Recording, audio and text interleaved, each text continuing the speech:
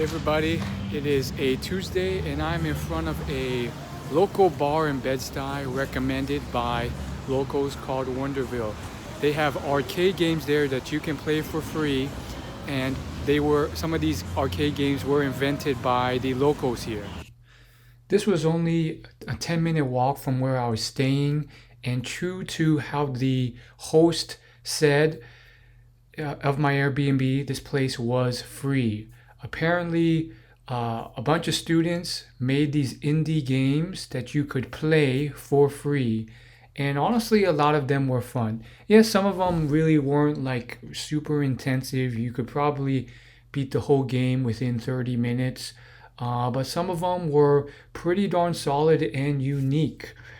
There was a lot of very interesting games, some kind of reminiscent of things you've seen before, but all had their own flavor. This was a kind of ninja 1v1 dodgeball game where you weren't attacking each other, you're trying to get the dodgeball elsewhere. This was probably the craziest one.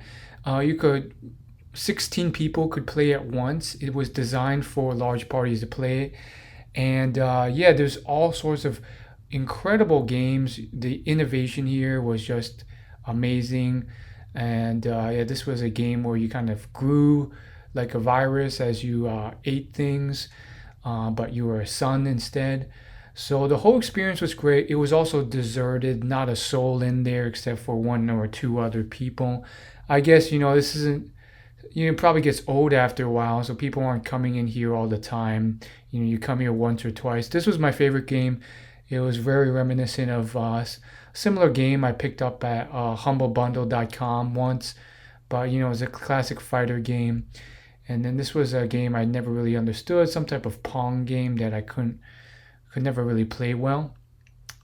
But yeah, I think I just really enjoyed this short thing. Honestly, part of me felt kind of bad because it was like, it's kind of deserted, it's kind of lonely. This is all I'm going to do tonight. There's like barely anyone here or nearby, but it just goes to show you there are some slower paced areas of New York City, in Bed-Stuy, Brooklyn. So yeah, the outside of this place was a bit sketchy, but the inside was pretty darn cool. I had this place to myself for about an hour and a half, and that was it. It's pretty cool. And this is probably the coolest one, Hair Na. Check it out if you're here.